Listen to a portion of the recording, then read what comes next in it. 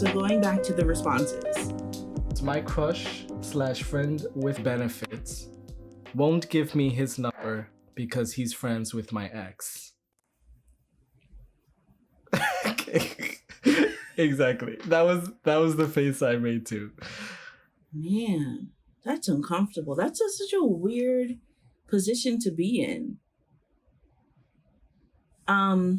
Take yourself out of, like, what advice would you give your friend to this person who proposed that that response? I'm asking you, what advice would you give your friend if they were in that situation? Take yourself, remove yourself from that and look at it from the outside. Do we often use our own advice though? You know what I mean? Like I've told you a lot of things. I've given you advice when you've asked for it, and sometimes I reflect on what I told you. I'm like, why don't I do that? You know, why don't I do something like that? Or sometimes you ask me questions and I give myself advice. And so I know what I should be doing and I don't do it. It's a strange thing we do. So I want to talk about a recent situation that happened to me.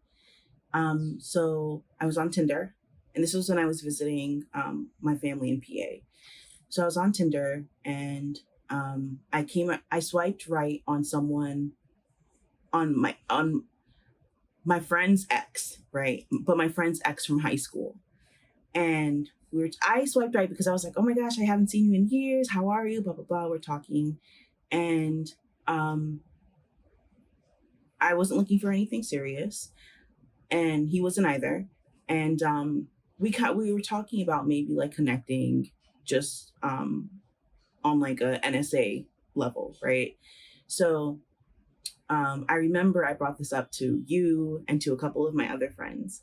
And it was you. Some people were like, well, let's start with this. I felt uncomfortable because I still felt, even though I haven't talked to my now ex-best friend in years, I still didn't feel comfortable dealing with her ex.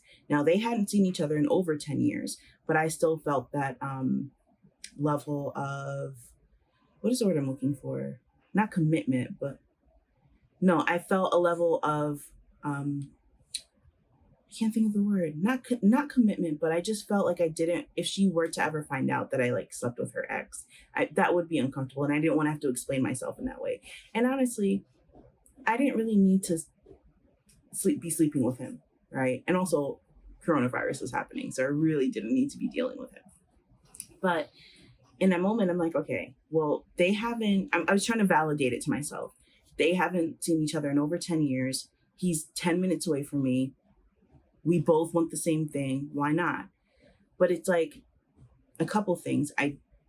If I were to ever encounter my old friend again, I didn't want to have to tell her this, right? And I would just want to be honest.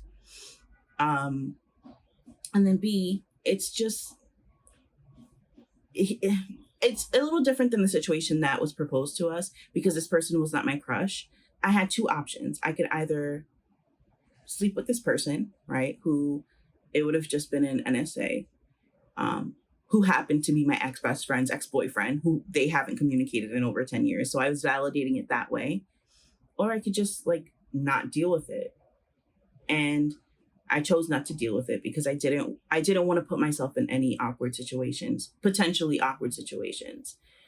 Let me tell you, I did one of the biggest no-nos with a situation like this. In high school, my first boyfriend was my close friend at the time, her ex. And we wasted no time, right? Like they broke up and then him and I are building our relationship. And it was new for me. It was exciting. Not that this was my friend's ex, but just, I've never had a relationship with a guy before. And I was like, oh, here's this guy who actually wants me, and I can finally explore this part of my life, my identity. And so I jumped on it. And when my friend found out a couple months later, it like devastated her. It devastated her. And I don't think there would have been a clean way to do it, like a way where everybody just ended up okay and satisfied. But of course, that would have been so awkward because she just broke up with him. She still had feelings for him. And the, I messed up. But, I opened myself up because of him. And not just to him, but to myself. And I came out in high school because of him. So, a lot of good came out of it, but I messed up and I should have done it differently. I should have thought it through, but I was just thinking with my feelings. I still do that a lot. We all do it. We think with our feelings, and we really have to ask ourselves questions. Why are we doing this? Why are we feeling this way? What could be the outcome of this action? How could we improve the outcome? Yeah.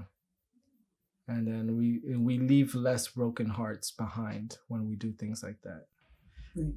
We don't put so much pressure on our hearts, so much burden, and betrayal, because we betray ourselves when we do things like this. So Yeah.